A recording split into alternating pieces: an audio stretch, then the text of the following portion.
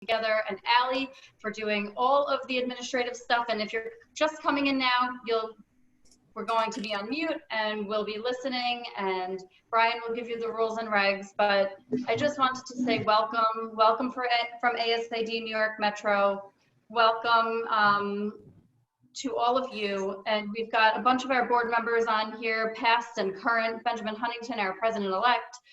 Diana Mosher, who is one of our panelists, was also on our board, so that's exciting. And JOAN is going to be on our board coming up in October. So with that, I'm going to pass it over to Brian, and let's enjoy and learn a bit. Thank you, Sandra, and everybody. Good morning, everybody. Again, so excited to have a wonderful panel today. If you have any questions, please put them in the chat and we'll ask or answer them at the end. We're going to keep everybody on mute. This will be recorded. It will be on our COVID-19 ASID NY Metro page, and then it will also be emailed out to all the participants in this. So without further ado, I'm going to introduce NICOLE HEYMER, owner, creative director for— Brian, you going to bring me in? Brian, you going to bring me in? Yes, Joan. Yeah, in just a second. Okay. We have NICOLE HEYMER, owner, creative director of Curio Electro. We have Sandra Funk from the House of Funk. We have Diana Mosher from Diana Mosher and Associates. She was on the board for ASID New York Metro. And we have JOAN RAVASY for JOAN RAVASY Designs, and she's going to be our future membership director in October, as Alyssa said. So without further ado, Sandra, Joan, Diana, and NICOLE, take it away. Brian, thank you. Sorry to jump in there like that. Thank you, Brian and Alyssa, for having me assist in setting up this program today. I am excited to do this for you, and we have amazing creatives to share their expertise today. Good morning. I'm JOAN RAVASY, and welcome to ASID New York Metro Lunch and Learn on how to sell design services virtually. We have an amazing panel today with an incredible presentation on this very topic, from streamlining meetings and scheduling to taking payments all online, virtually. We are so excited to have Sandra Funk from House of Funk. Sandra is ahead of her time and has had this application up on her website for over 2 years, and she will be sharing her experiences. Sandra is a New York area designer, creating interiors with soulful touches rooted in tradition. We also have NICOLE HEYMER, a longtime friend of mine from the ASID New Jersey chapter. NICOLE is founder of Curio Electro, a boutique creative agency specializing in branding, actionable strategies, and website builds. Also listening in is Diana Mosher, former ASID Metro Communications Director. Diana started her career as a design assistant in New York City, but the designer she worked for was actually Massachusetts, and the project and client were in Atlanta. Diana did not know at the time that this was the wave of the future. Diana then shared this story with me. She purchased a do-it-yourself e-design program and even set up PayPal. That was the easy part. The hard part was next, and it is trying to customize her e-commerce site to fully reflect her brand. So I wanted Diana here today. And you know, this is my story as well. I completed a project in Park City, Utah, and it was completely done via emails and CAD drawings. I was never there. That was over 5 years ago. I too have been working on this aspect of my website, but faced challenges to make it aligned to my brand. So we're excited to hear some answers today from 2 experts in this modality, Sandra Funk and NICOLE HEYMER. Let's watch and listen to their presentation today. Sandra and NICOLE, how do we do this for our companies? How do we do it well and yet remain personal and connected with our clients in this tactile world of interior design? And additionally, it appears this goes well beyond COVID and seems this way of doing business is here to stay. NICOLE and Sandra, thank you for being here today for all of our listeners. Let's get started. Thank you. Hi, Joan. Thank you so much. Thank you so much. Thank you, everyone. Thank you, ASID, and everyone for taking a minute to join us today. Thank you. All right, so we're going to break it down as far as categories go.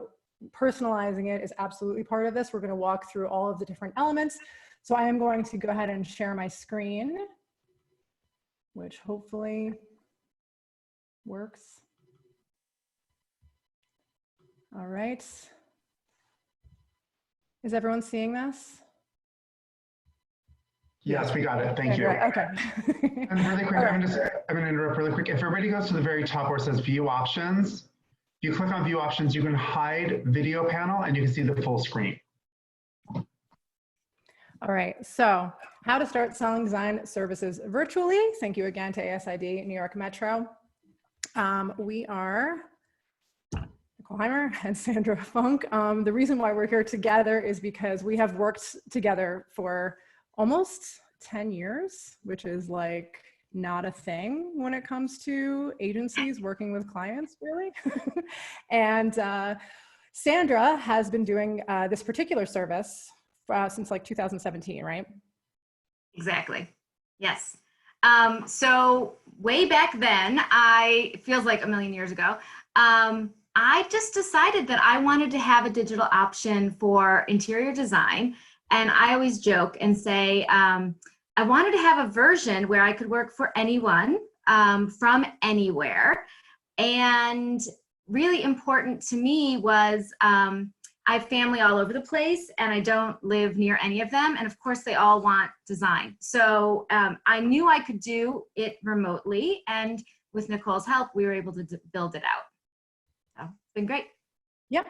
Yeah, I remember the family was the first sort of like trigger for this. Yeah, interestingly. So what we're going to learn today, we're going to learn how to streamline purchase and allow for online payment. We're going to go through a couple of different options for that. Oh, you're silent, Sandra. Oh, that's terrible. You're back. Nope. Okay. We're going to go through onboarding, options for scheduling, as well as collecting and providing information. And if you are including meetings, which is optional, we are going to talk about which platform you should use. Exactly. And how to present your design in a way that feels useful and doable for the client. Okay, so let's start with taking payments online. All right, so this, the most obvious thing is going to be building a shopping cart on your website, but there are a couple of options before you get to that point. So number one, if you're talking about just taking payments for consultations, there are platforms like Acuity and Calendly. By the way, we're going to offer a checklist at the end of this with all links and everything if you don't want to take notes. So this is an example of a consult that you can book through me, and it is, we take payment when you book the consult. So this is something that anyone could set up and be taking money ahead of time for consultations, up and running, no friction whatsoever. Another option would be to use MyDoma. So I'm sure everyone here, or some people are familiar with MyDoma. Maybe you're using MyDoma already, or maybe you're not using any sort of project management software like this.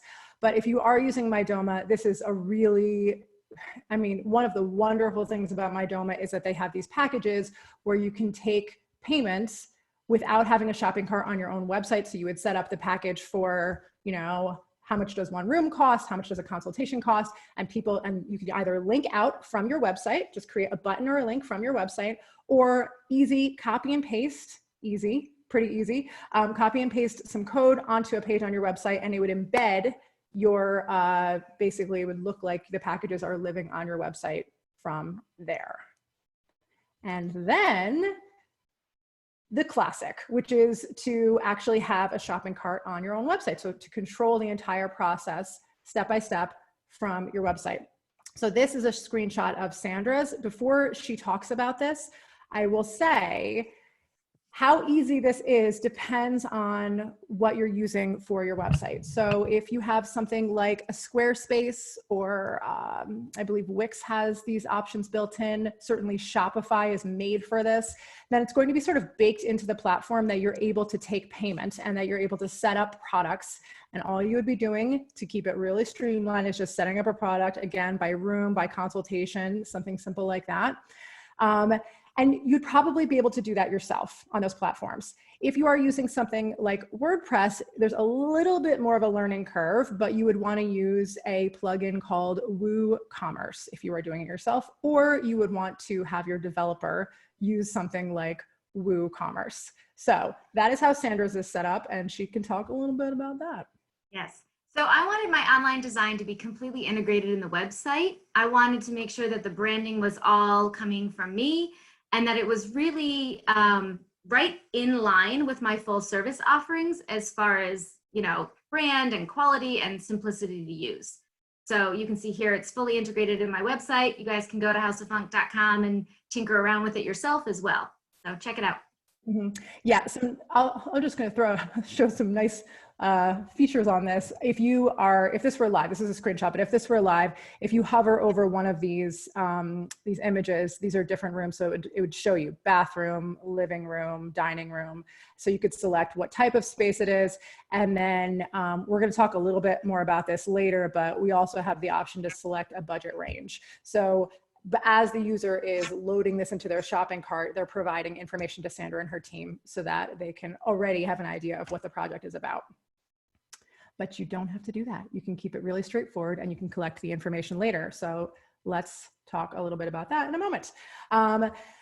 Another element that you might be using is booking meetings online. Now, Sandra is going to talk about how she actually, as of now, is not even doing that. So you don't necessarily have to include meetings. This can all be handled back and forth, you know, all virtually in the truest sense. But if you are including meetings in the process, then again, you're going to want to look at something like Acuity or the next option that I'm going to show you. We specifically, this presentation is all about like recommending actual tools. And so I'll just tell you that my favorite to recommend is Acuity. And the reason is because I have found we've worked with a lot of different online schedulers, and I found that it really integrates well. It plays well with others. It integrates well with like different email marketing platforms. And you can make things talk to each other if you're going to get fancy. You might not be doing that right now. You might be just signing up for an Acuity account and just sending people the link to, you know, whatever the consultation time, you know, is the one that you've set up.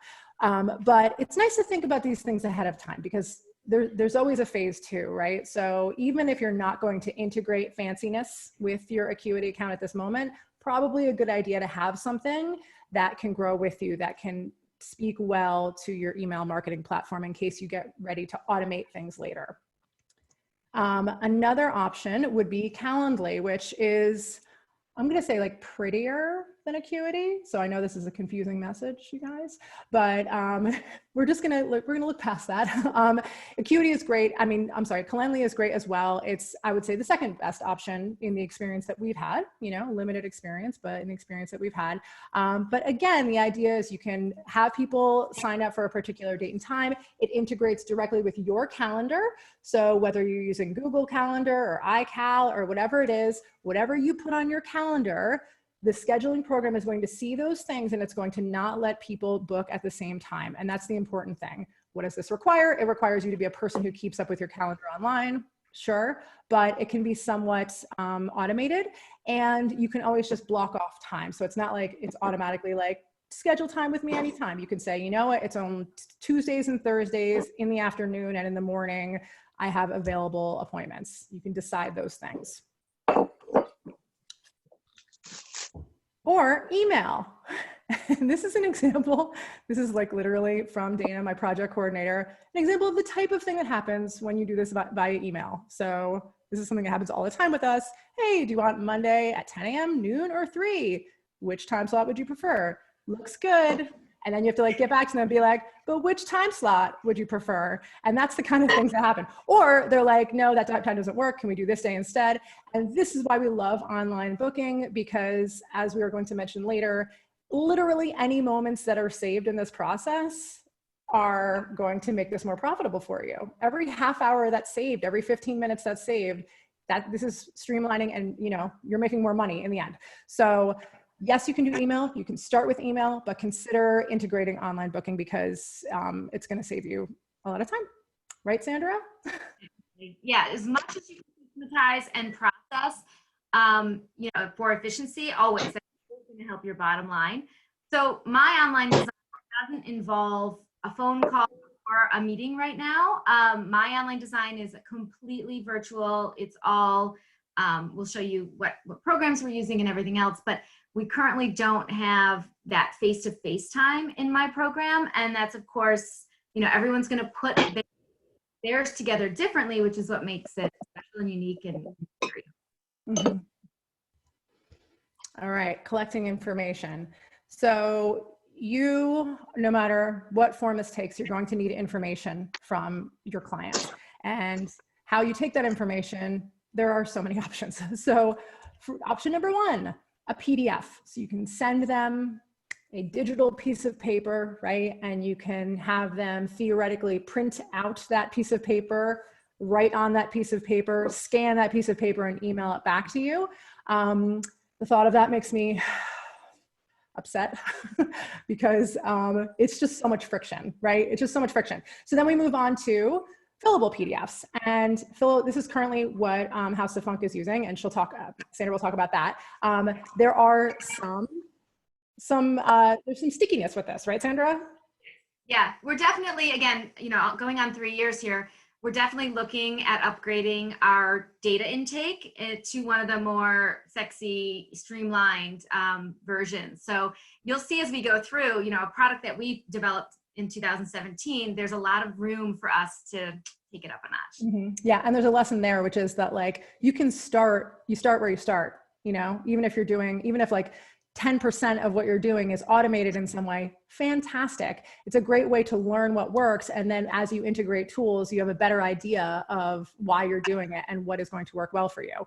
As far as fillable PDFs, the thing I would warn you against is that there just a lot of human error can come into play. So if you guys think about a fillable PDF, I don't know if you've dealt with one lately, but you open it up, right? So it comes in an email, let's say, and then you click on it and then it opens up in the browser and you're like, cool. And then maybe you start filling it out and then you maybe think you're done or you don't save it properly. I mean, there are just a million ways for the information to get lost before it gets to its destination. So certainly better than a PDF that is not fillable, because that is making people do barbaric things like print and scan, but fillable can be a little sticky. Ideally, I'm going to say your best bet is an online form. So let's talk about some options for online forms.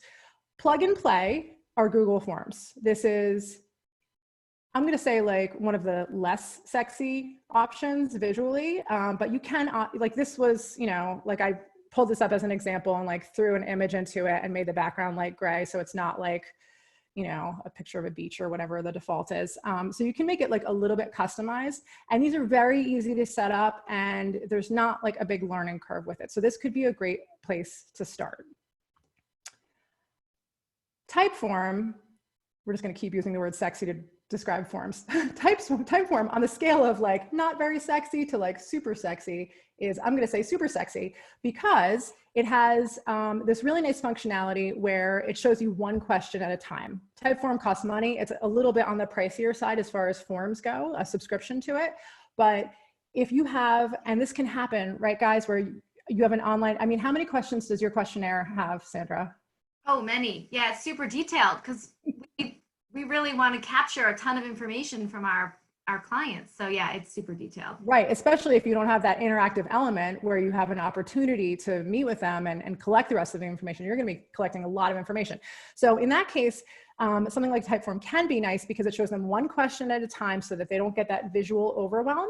And you can also have things like conditional content, which means that if they answer one way, they get shown a particular next question or don't get shown in a next question or something along those lines, which can be very powerful and can really streamline the process for them. You can include images so that they select like which image do you like best here. You can do a lot with Typeform. As a matter of fact, bonus information, if you have a Typeform subscription, you can even use it for creating quizzes, which is really nice.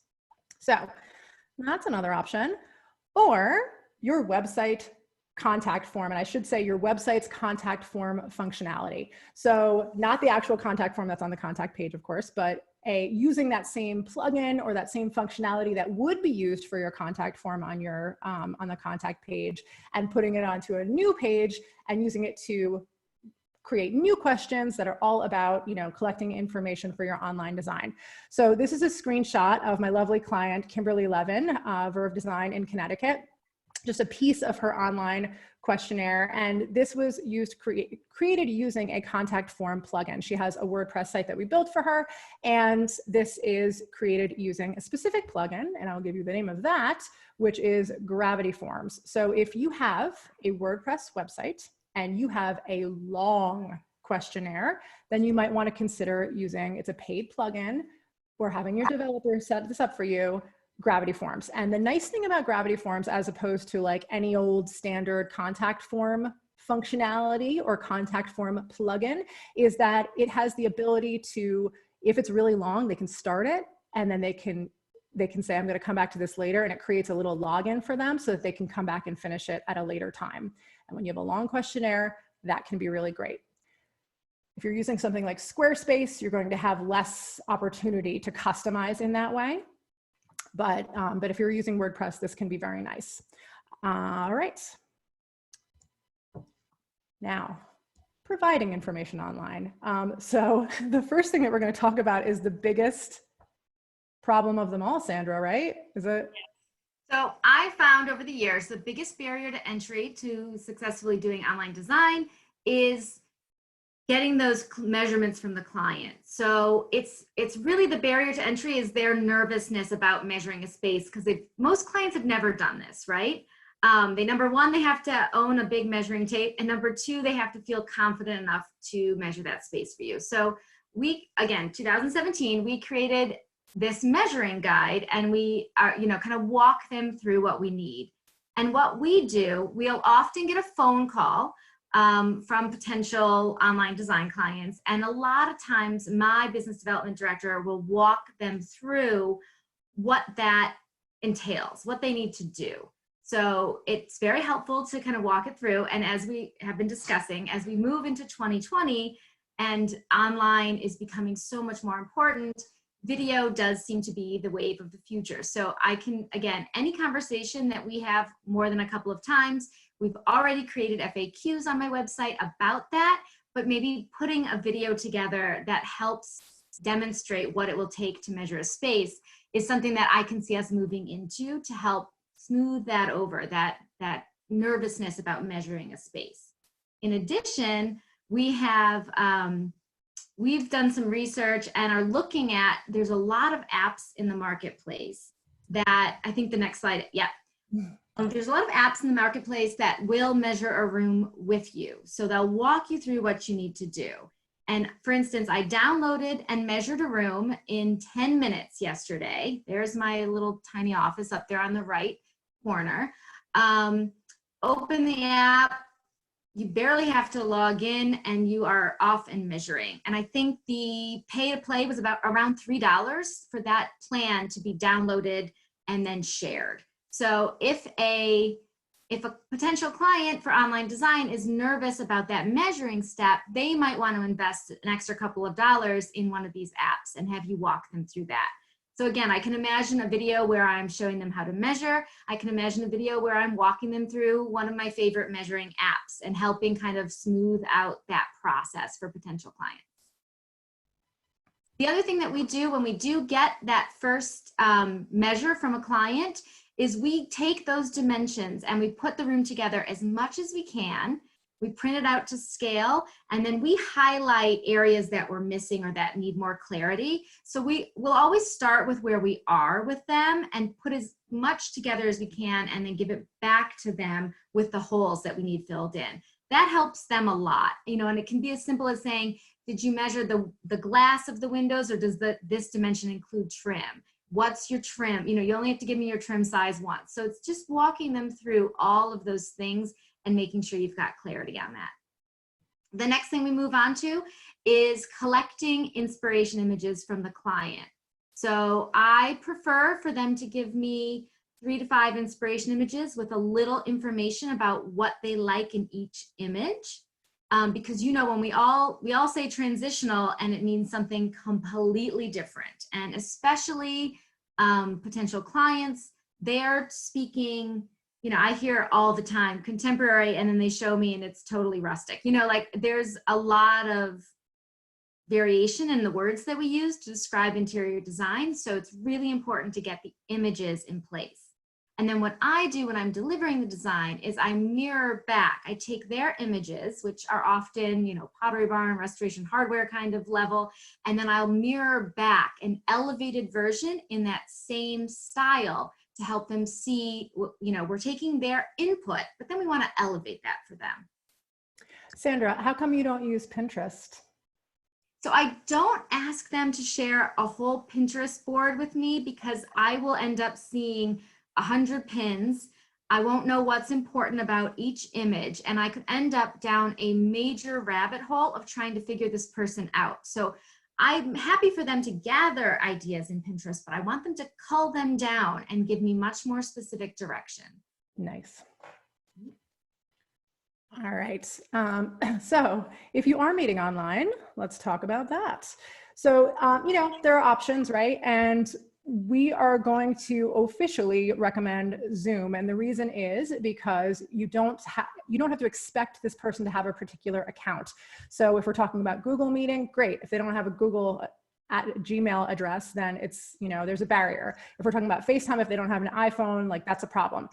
Zoom, yes, you have to download one little thing, but once you've done that, then it's relatively painless. I'm sure that everyone who is on this call has had some experience outside of right now with Zoom, because we're all Zooming right now. But that's the reason. That's why in the end, after looking at many different options, because I work remotely with all my clients, so this has been my world for a long time, I ended up at Zoom because it's the most easy, even for the people who are not tech savvy at all. Everyone has been able to get on a Zoom meeting. Yep. Say from the Zoom meeting standpoint, about 4 years ago, we built a home from scratch with clients that were moving from Switzerland back home to New Jersey. And the first 3 months of the project were all Zoom meetings. It was all remote. It was all, you know, plans sent back and forth with the architect, and Zoom meetings. So I use it. It's funny, I don't use it very much in my online design because we really created, you know, a digital product that doesn't involve FaceTime, but I use it in my service, and it's a wonderful way to go digital with your full service program as well. Yeah. I know I'm like preaching to the choir here, but you got to think about your backgrounds, obviously. There's this Twitter account called Room Rater, and it's amazing, and you should follow it if you're on Twitter, because it's just all about, like, I just saw my first 10 out of 10 that I've come across, which was Queen Elizabeth, and it was like blurred background, nice pot of flowers, she looks great, she's off center, like really, really pristine, beautiful. But like this happened last week with this weather guy, like he didn't realize the angle was showing that he had no pants on. Like that actually happened, you guys. Like that actually happened. And like, Beto O'Rourke, you were a candidate to be possibly the Democratic nominee. What is that background? So think about your backgrounds, but I mean, this is a crowd that already understands that, really. And then just a little hot tip for you, on Zoom, there is a touch up my appearance option. So if you're going to Zoom, no. The crowd goes wild. So it just, look at Joan's screenshotting. It just like smooths you out like just a little bit so that you don't look like a 70s soft focus Margot Kidder situation, but like you're just like a little bit smoothed out. It's like pretty great. So that's just in your settings. And then presenting your designs online, all important. Next step. And we're getting some feedback. If you could mute yourself, we'd appreciate it. Thank you so much. Awesome. Thanks, guys. Okay, so delivering the design, right? This is the meat and potatoes. Well, there's all meat and potatoes all the way through. But so here is how we deliver online design. We use Vocora, a program dear to my heart. It is the program where we do a lot of our sourcing for every design project that we do. We live here when we're in source land. They have an amazing little product clipper, and they allow you to categorize throughout the program. So I'll set up a project, and then I'll set up within that project every room that's in the project. Within that room, I'll set up as-is images, inspiration images, and then every item I need in the project. So I'll put in there, I need a sofa, and then there's room for comments, you know, max 96 by 42. I need a console, max, you know, 60 by 15. And all the way through, I always leave myself room for art and accessories and throws and foliage and the whole thing. Every detail of what I need to complete this room is sitting right there. I also pull into Wacora an image of the CAD of the layout, the floor plan. And as we start to build elevations, I pull those in as well. So this has become my template for online interior design. So for us, when we started this 3 years ago, you know, the first room we did was a bedroom. So we created the floor plan, we created this first Wacora, we did this little blurb about, you know, how to make a beautiful bed, you know, what the components are that go into that, you know, all the details of what that is. So now, if you know me at all, you know I'm obsessed with systematizing and having a process. So every time I do a bedroom now, I go back to that original template that I made and I make a copy of it, and then I start to fill. So now I'm not using the same bed, or I'm not using any of the same products. I wouldn't do that to my dear loved customers.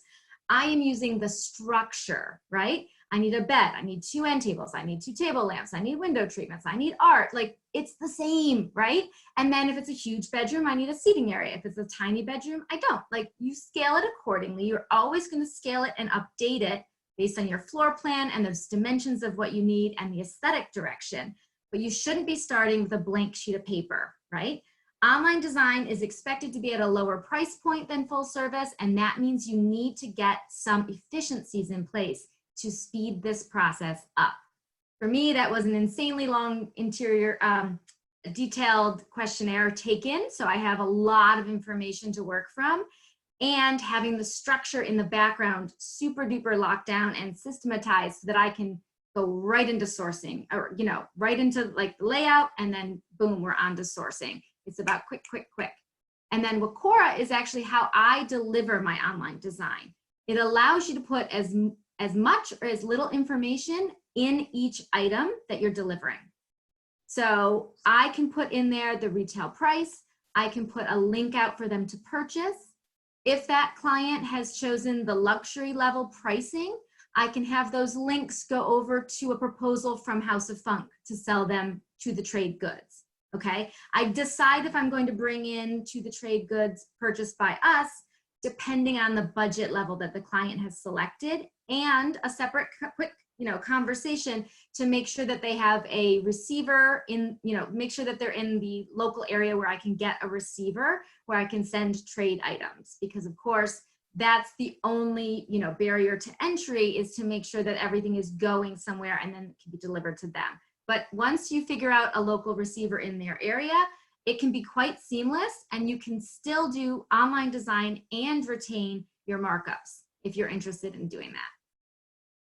On the flip side, if you don't want to think about this client after you deliver the design, you can just put links out for them to do their own shopping at retail, and then you are just being paid for the pretty, right? You are just being paid for your design brilliance. You're doing layouts, you're doing aesthetic direction, you're doing sourcing, but what you're not doing is project management, damages, freight, shipping, installation, and that huge time gap of waiting for product. So Nicole knows this is another huge reason of why we developed this 3 years ago. I wanted to have a product that I could do from anywhere in the world for anyone in the world, anyone, anywhere in the world, where I could just do the part that I love so much, design. And I think in my head, I was thinking that this is something that I could do while I'm traveling to visit my children in college. This is something I can do when I'm semi-retired. This is something that I can do if I decide to relocate to much warmer climates that I'm in right now. So in the long view, I was thinking, build this brand, let it be a tandem experience to my full service design business, but let it be a really beautiful long-term offering that I'll be able to do for the rest of my life. That's lovely.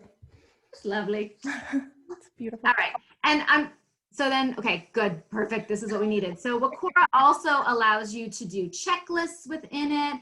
little blurbs with like notes and details. I love this program. If you haven't checked it out, wacora.com, check it out. It makes me happy. And again, I create a template. So there's a family room template, a living room template, a bedroom, bathroom, kitchen. And we have done online design for every room in the house. You know, when we're doing a kitchen or a bathroom, we let them know very clearly that they are handling construction, they are handling their contractor, that we are going to be inspiring them with direction when it comes to tile and stone and cabinetry. But we can specify specific lighting, plumbing, you know, all the decorative elements that go into it, stools, towels, mats, all of that. So we kind of, you know, we're very clear on our language on how far we are involved when it comes to a renovation, but we are able to add that aesthetic layer and give them a lot of help. And they loved getting these project to-do lists because clients, you'd be surprised, clients don't know what to do first. So if you can give them a simple checklist, it makes them feel in control. It makes them feel like they can, in fact, do it themselves. I hear so much feedback about this little to-do list. Sandra, have you had problems with like controlling like scope creep with this, where people try and push you beyond? We love scope creep. You know what scope creep means? More money. More money from a potential client that signed up and is already your client. But I mean with this though, like have you found that how have you dealt? No, people don't, they get it. You're able to position it so that they get like, this is the end of the service. Yep. And it is, we do whole rooms. That's the premise, right? So for both our full service or our online design, we design full rooms. So if we're creeping outside of that room, it's just another room fee. And our online design is $2,500 flat fee per room. And so if we're talking about something in another room, we send them a proposal for another design fee. I guess with this, I would be imagining people like trying to email you questions after the fact, that sort of thing. No, we're really, you know, we're all about setting expectations up front and creating boundaries because everything that we do is flat fee. Yeah. So we let them know that they have one revision per room. Mm-hmm. If they want any additional revisions after that, we take the revisions into account, we assess a flat fee, and then we give them a proposal for a number, a flat fee number to execute the requested additional revisions. Yeah.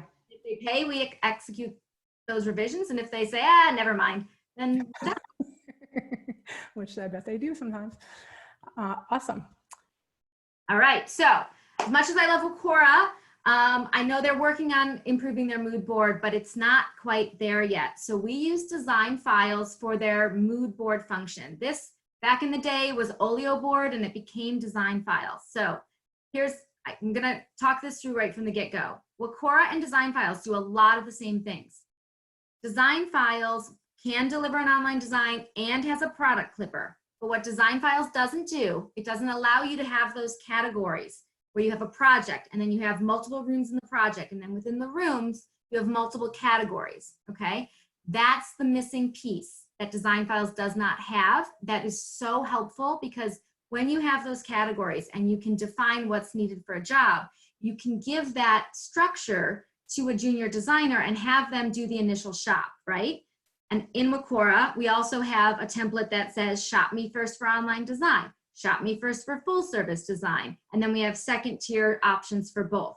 Of course, our first tier options are gonna be our choices that have affiliate links in online design.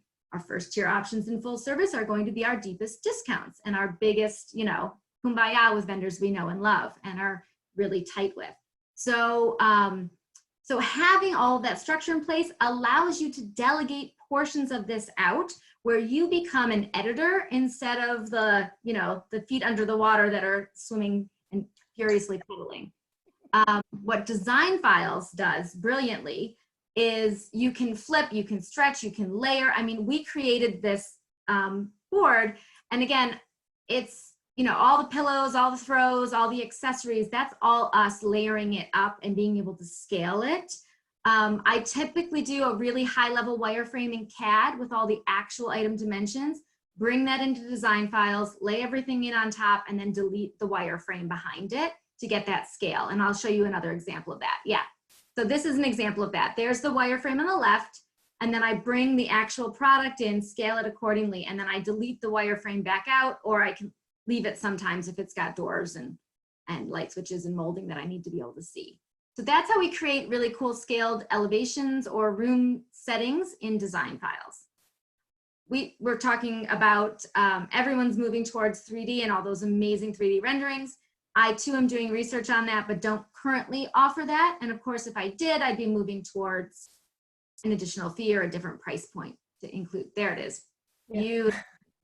So if you have designtribe.com yet, it's making a run for it. Such gorgeous stuff.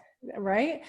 So this is from edesigntribe.com. So eDesignTribe, it's a great organization where you can join, and they, Jenna, the owner, is amazing. And there are a lot of really great tools, including this software that they offer to create 3D designs.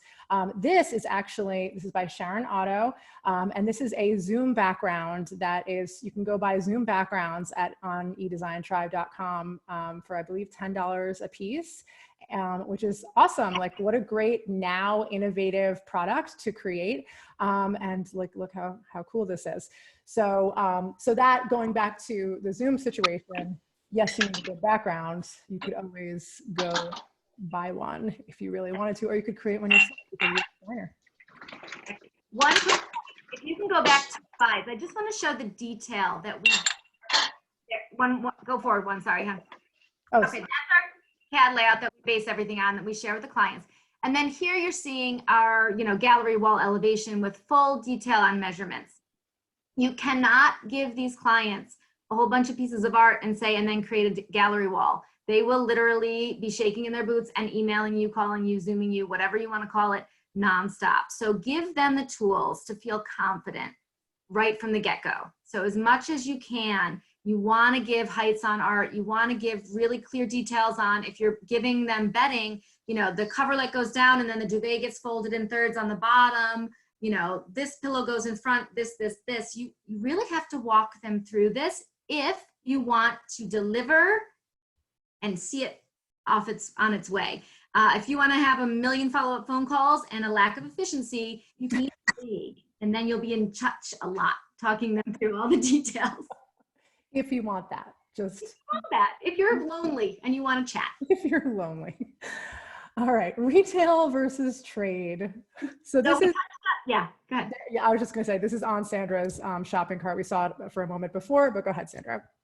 So we touched on this before, the idea of, do you use trade or retail sources when you deliver online design? And again, we created 3 budget tiers, and because we didn't want to give numbers to the rooms, we wanted to give more of a value proposition. So we used really recognizable retailers to give us a sense of price point. You can see there, right? Classic, Wisteria Westtown, Premium, Resto, Serena and Lily, Luxe, Williams-Sonoma Home, ABC, Design Within Reach.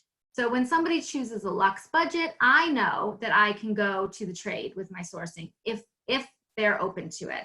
Otherwise, I keep it really light and bright and simple, and I give them that design and off they go.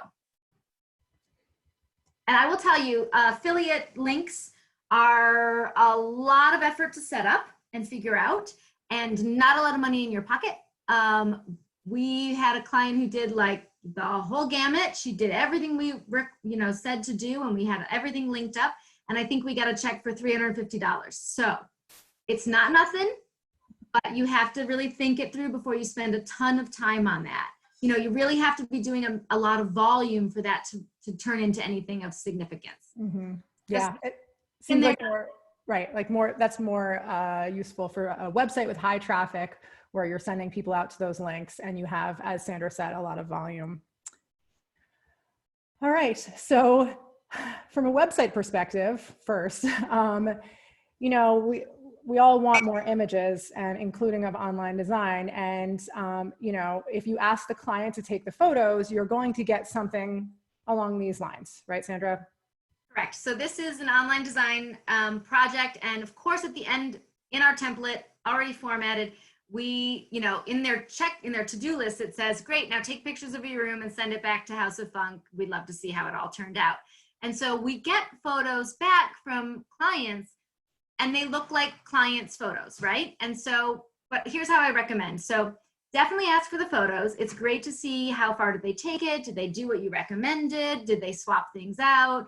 And then in this case, they did execute the design quite thoroughly. So we sent in a local photographer to photograph. So this, you know, you can see the difference, the yellow and the reflections versus the professionally photographed job. Now on this, I will tell you, this is our online design product. We're going to be speaking about online design when we use these photos. And with that, I'm scaling the expense of photography as well to online design. So I did not use my creme de la creme top-notch photographer that I used for full service. I used a photographer who's a little bit newer to me, wonderful, but you just need to be thinking, you know, you're going to scale that apples to apples. But it's worth sending a photographer in if you can and capturing that, because you want to be advertising online design with online design images. So one of the first projects that we did was sort of a trial. We did one of our coworkers' bedrooms, and it was our first, you know, in-house little collaboration, and it allowed me to have all the photography around our design and then having it actually executed. And we did a very thorough blog post, SEO keyworded it, so that when people are looking for online design, they do find us. Mm-hmm. Yeah, I mean, it's a really useful, what sells more than a beautiful image? We all know this. This is such a visual industry. And to be able to show them the step-by-step of like all those you know, all the CAD drawings and the mood boards, et cetera, with the final product, it's worth doing it at least 1 or 2 times, right, Sandra? Like, make it happen. Yeah. Exactly. All right, so in a nutshell, the more streamlined the process, the more profitable it becomes. So the less time you're spending on, basically, as Sandra always says, I always say, like, if you're repeating something over and over again, it's time to turn it into something, whether that's an automation, often in my case, or a template, if you're making your own templates. I mean, as Sandra mentioned, like, if you, every time you do a new room, that creates a new template. What happens when we do a kitchen? What happens when we do a bedroom? So just keep shaving off that time, right? I mean, oh, silent. Nope. Yeah, there's like children here and dogs and trying to make sure you guys, I don't have background noise either. You're doing a good job. So yeah, if you know me at all, you know that if we are going, the third time that something happens that's a repeatable thing, we make a process out of it. And again, FAQs are a great place to start. Mm-hmm. In the language that you need to kind of walk them through, again, back in that blog post or on your website talking about online design. And then more and more and more, we're moving to videos, kind of that like quick how-to video to walk them through. Mm-hmm. Yeah, if someone sees a video, a screenshot of a video in an email, they will click on it. There's a significantly higher chance that they will click on it. They will engage with it more. Video is very, very powerful. All right, the goal is a good outcome for the client. So you'll notice with Sandra's stuff, I mean, one thing, I don't think you talked specifically about this, but she's got very cool things in there, like how to make a bed really beautifully, and like details that once she does that once, I mean. That's the beautiful thing about online design, right? You want things that are scalable. So once I sat down and wrote how to style a beautiful bookcase, and I gave them my tips and tricks and I talked them through it, save that forever. And every time you get an online design client that has a bookcase, that gets clipped and that just gets dragged into that Wacora. Same thing, how to make a beautiful bed, how to style a coffee table, you know, how accessories for your powder room to like take your powder room from blah to fabulous. Every one of those little things can just have legs and be reused over and over again.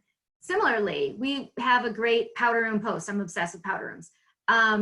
So in our template for online design for powder rooms, we automatically have us linking out just a little blurb that links them out to that blog post so that they can go and take a deeper dive into how to make a powder room fabulous and why they should put effort there.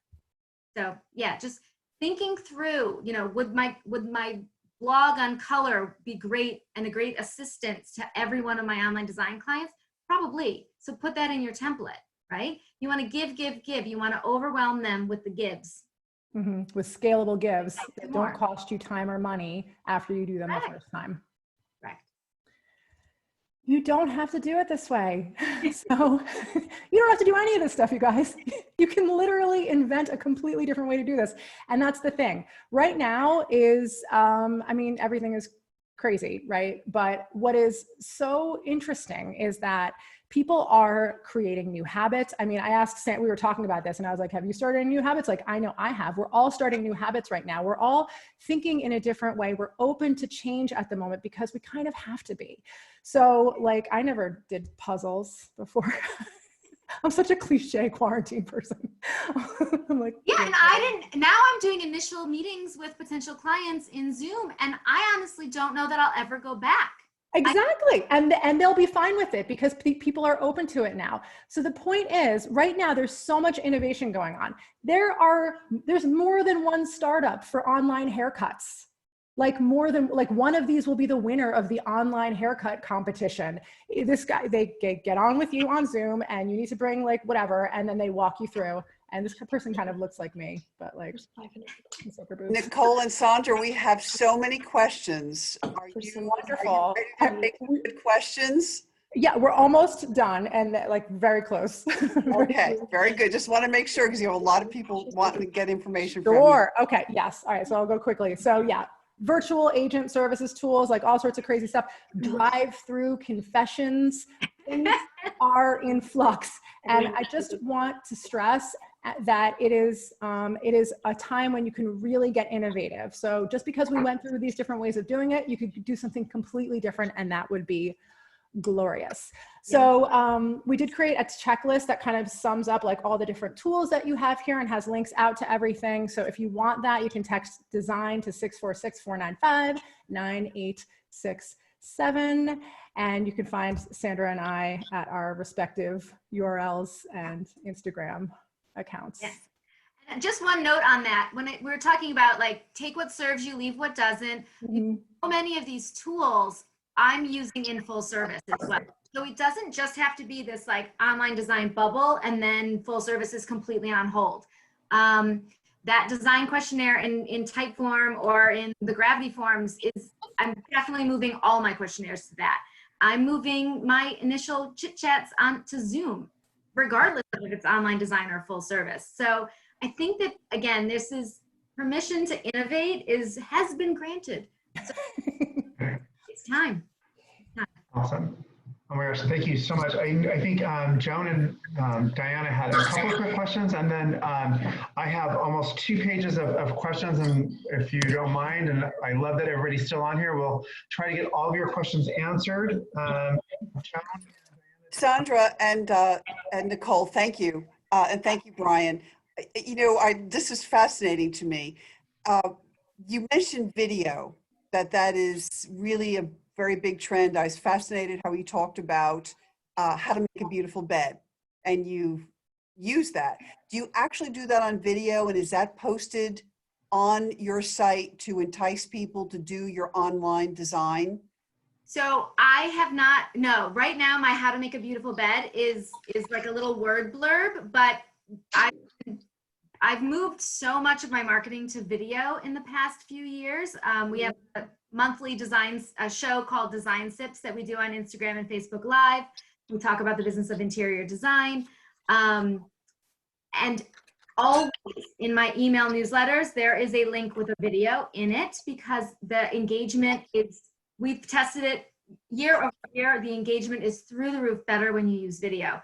So knowing that, I will be moving towards those little blurbs and bits, will be moving towards video of me doing those things. Not yet, haven't done it yet, but that is where we're headed. Sandra, just a follow-up question also, and I think it's the overarching question. Have you made a good income, if I may ask, and on this versus meeting with clients in person? So online design is not as lucrative as full service design. Okay, number one. Number two, it cannot be done for $300. There is so much time and effort that goes into it, just like that goes into a great room. If you're going to make it high quality, you're going to spend a significant amount of time doing it, right? So you have to kind of, you have to do a little soul searching and figure out what your price point's going to be. Okay. I have it Sandra? profitable. Thank you.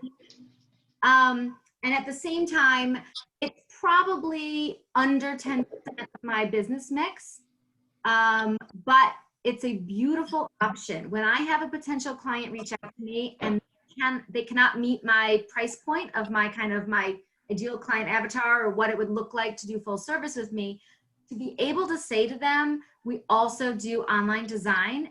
The design is a flat fee up front, non-negotiable, but you can execute that design one item, you can execute that design all the time. It's a really, really beautiful offering. And I always joke, it's my soft no. So when someone's budget doesn't meet me where I need it to be, I can refer them over to online design instead of telling them, well, this isn't good. You're good. Thank you, Sandra. There's something Sandra, that was wait a minute, added. Sandra, we have a question, and I want to follow up on Joan really quick. Sorry. The question was, what platform are you using for your videos? So you were talking about doing your videos, and Joan asked about that. So what platform are you using to do your videos now and going forward? So they're little YouTube clicks. They link out to YouTube, and we have a YouTube channel where they all. If you ever really binge watch my YouTube channel. It's YouTube. You really want to put everything on YouTube if it's public facing, because it's just, you know, the world's second largest search engine, or it was, and it's owned by Google. So you always want to be nice to them. If there's anything private that's client facing, that's specifically custom, then you could consider unlisted on YouTube. That's an option. Or you could use something like Vimeo that has a lot more customization for look and feel. Thank you. Diana, do you have any questions that you wanted to ask? I mean, more than questions, because I have a gazillion observations. So just one observation, I do have design files, and my instincts told me to start out with a trial client, and it happens to be a bet. So I was happy to hear that I'm on the right road with that. And I just have to thank you. This has been so, so great, all of this information that you've shared. And I look forward to hearing everyone else's questions. I don't want to take up any more time. So I'm going to start reading some of these questions if you don't mind, Sandra and Nicole, and maybe Diana and Joan can jump in. One of the questions was regarding Ivy. How do you feel about Ivy and the preference? Are you ladies familiar with Ivy? I'm vaguely yes, I am familiar with Ivy, but I don't know if they offer, I don't believe they offer packages in the same, maybe someone else would know, actually, someone who uses Ivy. I have a client who uses them, and I don't believe they offer the same sort of package functionality. Okay. Yep, I don't use Ivy, but yeah, I'm not sure what exactly how they work it. I know they have a good product, but I don't know much more about that. What about design files versus Wecora? Which one is there a different preference, or have you used design files? Is there a preference on that? Yep, so I use both design files for my boards, They're so good, they're so flexible and just wonderful for that. And then I use Wecora for sourcing and organizing and delivering my online design. If I had to pick one, it would be Wecora, because I just think they just haven't figured out how you can stay so organized and create templates. But it would be very, very to not have design files to make those gorgeous boards. Do you use communications on Wecora, or do you do separate communication with your client? I use the communication through Wecora. Awesome. Yep. Another Yeah, we go back and forth right in Wecora. They can give thumbs up, they can give feedback. And again, for one revision per room included. If they're asking for more than one, we just note that this one's going to be, one of these is included and the additional would be XYZ, and we give a proposal to them for that. When you're doing your online design with the clients, is there just a client disclosure that protects you? If there's a mistake, if the client's doing a measurement and they make the mistake, is there some kind of disclosure or preventative measure for you? Yes. When they check out from our website, they're signing off on an agreement that my lawyer has in tandem with me, or, this is aesthetic direction, we're recommending things, you're on your own for purchasing, all of that. Yep. That's one of the nice things about having a shopping cart, that you can have a little checkbox with a link. Very nice. So there is a contract that you use online with them, because that was one of the questions. Yes. Great. It still doesn't work without a contract. Another one was, what measuring app do you use online? I was speaking with Diana on Friday, and we were talking about like measuring a room and such. And one of the questions that popped up into the chat was, what measuring app do you use with your clients? Do you have them tape measures? Like, is there something that you have them use? There was one presentation. I think there was 2 noted in the presentation, and I believe they're on our checklist.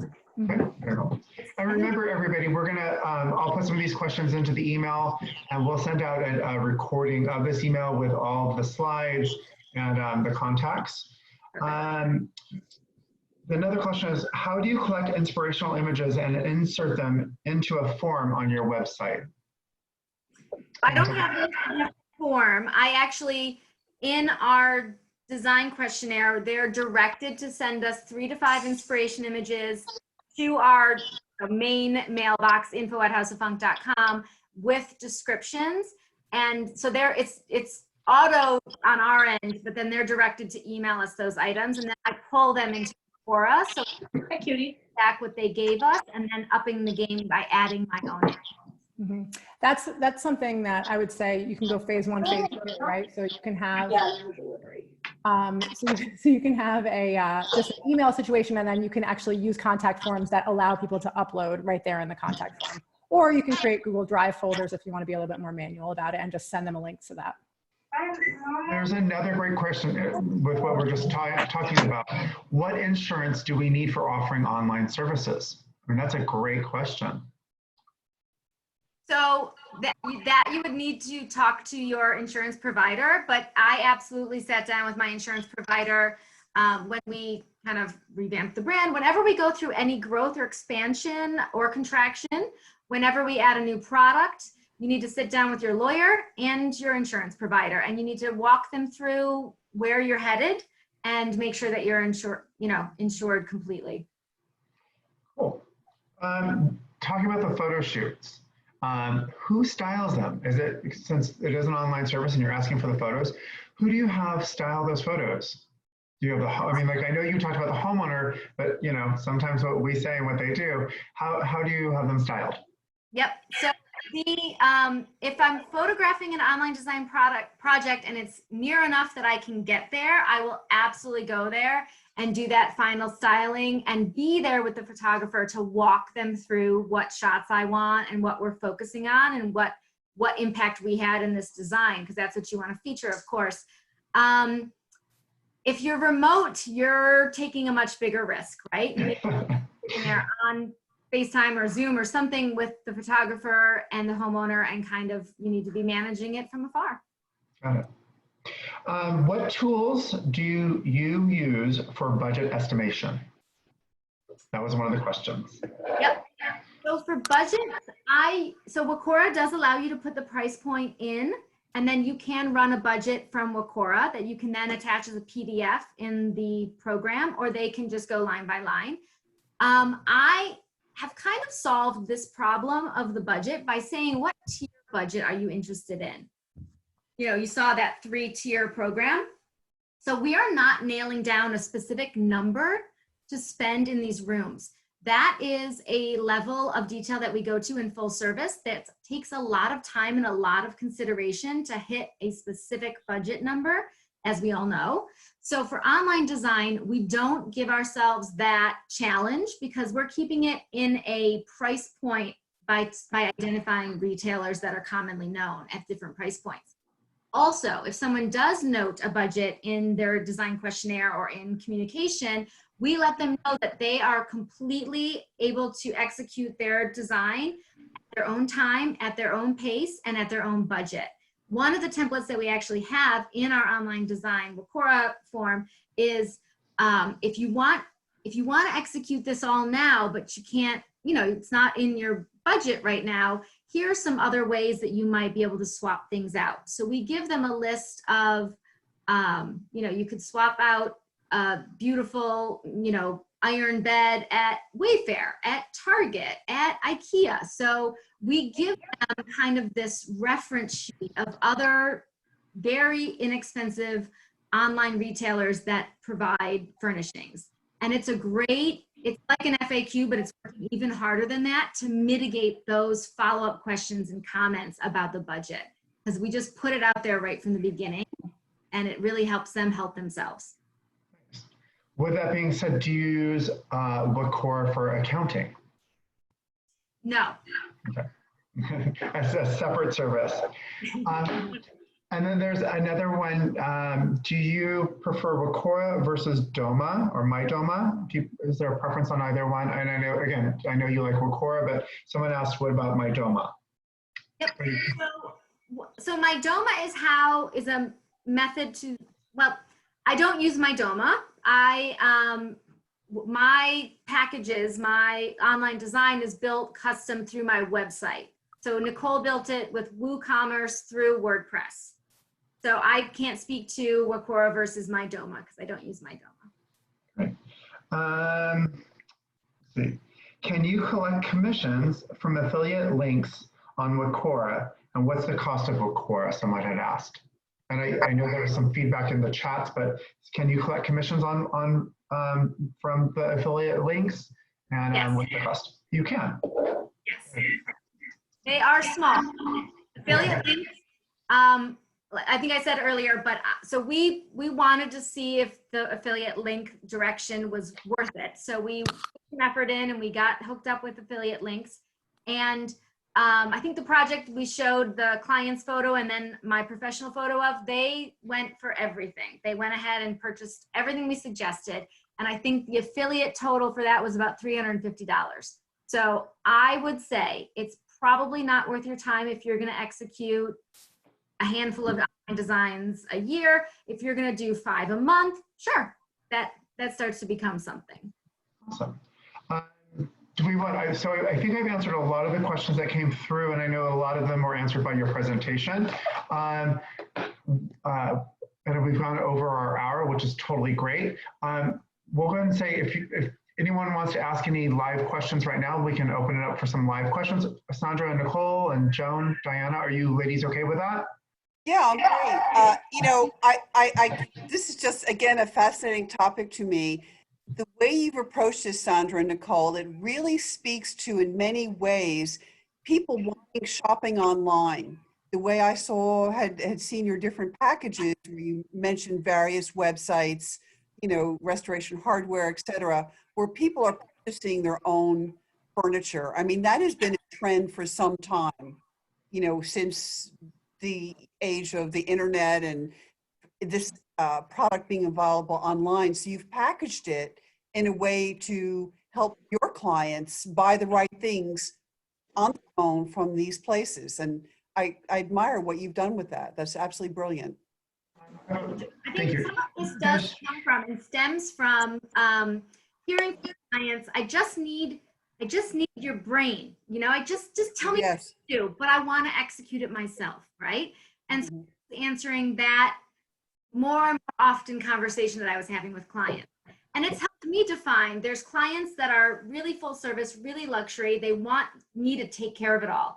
And then there's clients that just want my advice and my opinion, and that's where design meets them where they are. And that's priceless. That's the priceless part of what we do.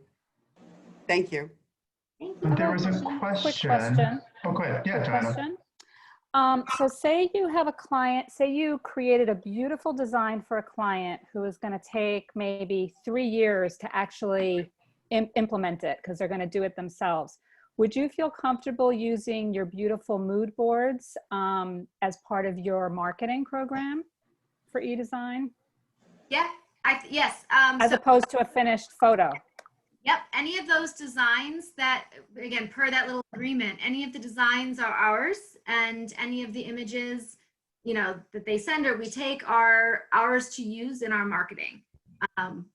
So we set that up from the beginning that they're okay with it. There was a question there. I have a question. Oh, okay. Brian. Okay, go ahead, Alyssa. Quick question.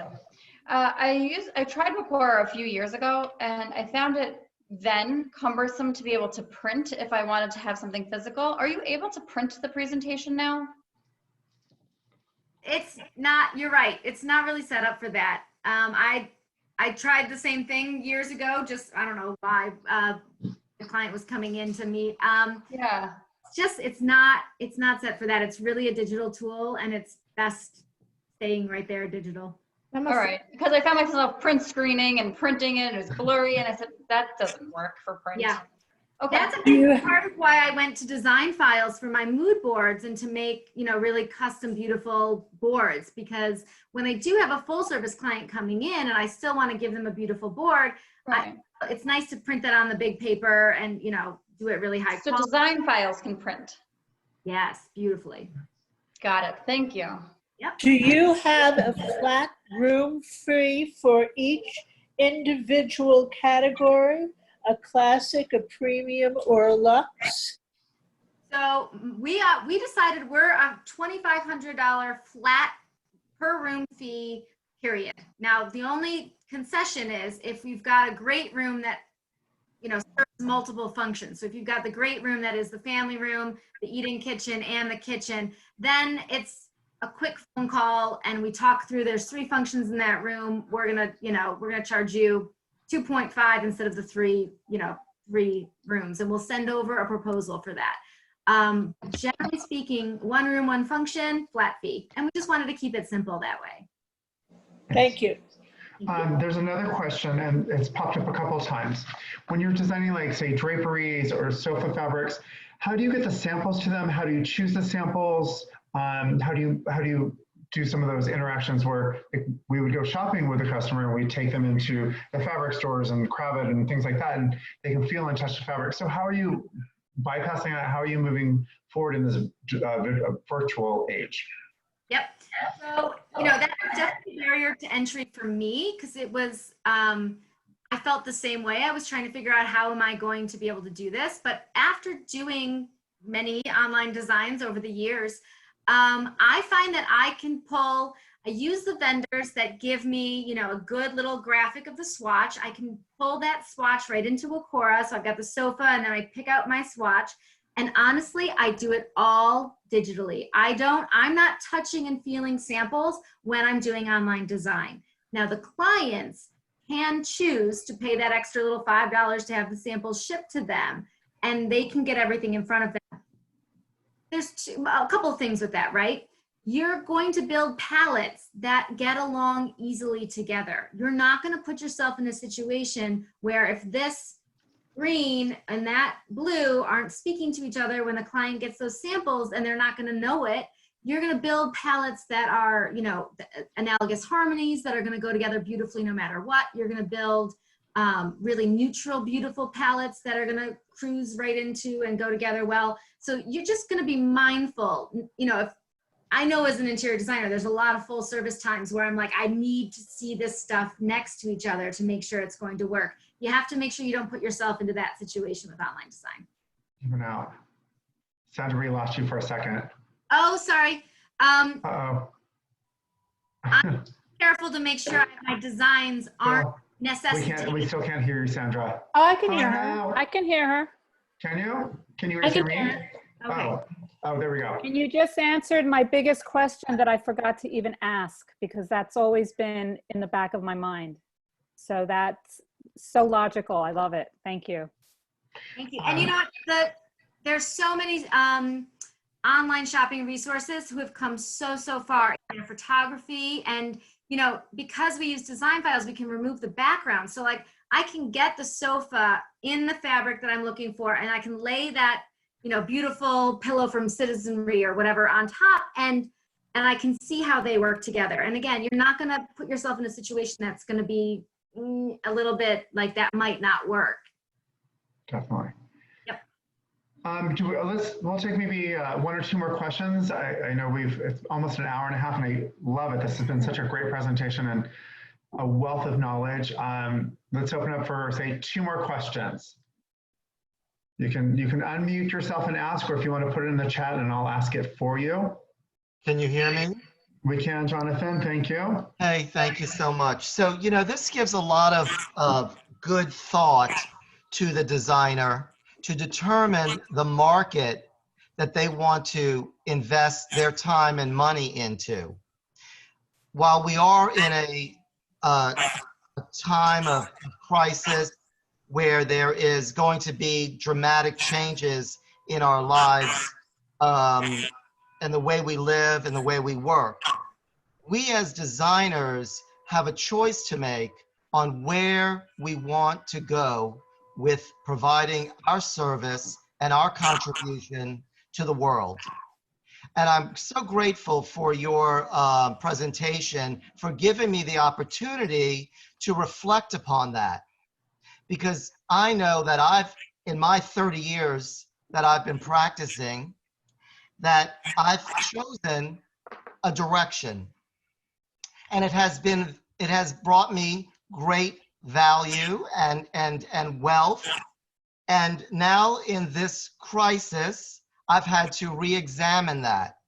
And your presentation today has given me that opportunity and your generosity. And I want to thank you. I want to acknowledge you and Nicole for this presentation. It has been one of the most valuable ones I have experienced in my membership in ASID now in this chapter for over 30 years. Thank you. Oh, Thank you. That's so nice. Thank you, Jonathan. Any other questions? And again, I know there's a bunch in the chat, which I'll send over to Sandra and I have Diana. a quick question. Yeah, please. Hi, sorry. First, I want to say really quickly, Sandra, I just downloaded your whole system last week and am doing everything differently now in my business. Not so differently, but I cannot say enough about it. And I'm presenting a huge contract tomorrow. And I'm so grateful for you. And now this is a whole nother layer. I'm in the process of redoing our site with the online arm, and this has just been invaluable. It's amazing. Thank you so much. awesome. Thank you. Brian, Yeah. could you just share with our listeners where we'll be able to pick up this program online? I missed that part of it. Of course. So after, I believe it's tomorrow, we'll send out an email thanking everybody with a link, and it will be on our Facebook page. And then it will also be on our COVID-19 ASID NY Metro page. So you'll get a couple of those. Not just online, but the House of Funk's full service design system, which I've got through Design Sips. And I really highly recommend everyone go watch Design Sips, sign up with Sandra and her system, because it really is going to elevate the whole industry and give, all the questions of how differently everyone's billing now, and to your comments that you made about, the more that we can sort of systemize everything in our individual businesses and keep things, have some coherence, across the board of all designers, it'll elevate the whole industry. So yeah, that was just great. But I have a question about the online design, because I've been doing online design for about 7 years now. It's always been a problem because you have so much out of your hands, especially with the biggest money maker for me is always window treatments. How do you handle that with your online clients? So with the online clients, I'm either totally shopping at retail if they're in that one of my 2 lower tier budget lines, or if they're in that luxe budget, I will consider working with and partnering with a local a local window treatment manufacturer. A lot of the times my online design clients are local to me, but they just don't have the budget. They know of me from the local market. They just don't have the budget for full service. So in that case, I can send them to my local window treatment manufacturer and, put that through with a commission structure. So, it's meeting them. So you do take a commission then. Okay. So if they're local, you use your own workrooms and there's no risk of them going to a drapery shop in another city and then just doing everything through them. Okay. That was, my biggest question. And the deal with online design for me is that, you're giving them all the tools and you hope that they use the link that you gave them to purchase so that you get a little something for it. But you need to take your money up front in the design fee, and then you need to be comfortable with it just going out in the world. Yeah. Thank you. You're welcome. Thank you. Once I just again, want to echo a question that was in the chat that I think a lot of us wanted to hear an answer to. It was by Patty Wilson, which was, how many hours would it take you or your staff to complete the whole process from beginning to end for online design? And so what would you say the average profit would be if you are charging $2,500 per room? You know, I don't have those numbers off the top of my head, and I should. We set this all up. We kind of based the program. Originally, we started out at $1,500 per room. And back in 2017, we were, I mean, Laurel and Wolf and all of this other online design, you know, $90 for a room was really, really hot and getting a lot of press. So we came out at $1,500 per room, and we found out very quickly that we were it was probably costing us, we were breaking even essentially, right? Mm. And we were doing the affiliate link research to see if that was a valid, you know, moneymaker. It's not a big moneymaker. So we needed to raise the rates. So if that makes sense, right? We're about $1,500 as our break even, and we're at $2,500 a room. So we're making around $1,000 a room. Thanks. Thank you again so much. Thank you everybody for joining us. It's been a wonderful presentation. We will have some of the questions answered in an email. We'll send out the link. Thank you, thank you, thank you, thank you. Reminder, we have our happy hour on Wednesday, starting at 4 o'clock. We have a gentleman that owns a vineyard that's gonna be telling us some fun stories and tips on storing wine and corks versus caps and all these fun things. He also owns, Brian, he also owns Nash Stone on Long Island. So he does own a stone facility. Thank you, Alyssa. Sorry, I forgot about that. And then we have a great presentation on Friday. Everyone, you have my email. You have Alyssa's email and Benjamin's email. Shoot us an email if you have any questions and you need to get a hold of Sandra and you didn't write down something. Check them out on Instagram. Sandra always has a great Instagram. I follow her. I've been stalking her since I moved here to New York. Once again, thank you so much to Sandra, to Diana and Joan, and thank you so much, everybody. Alyssa, anything else? Am I missing anything? No? Awesome. We covered it. And I think at the hour and a half marker, we need to end it. So have a good day, everyone. And thank you, Brian.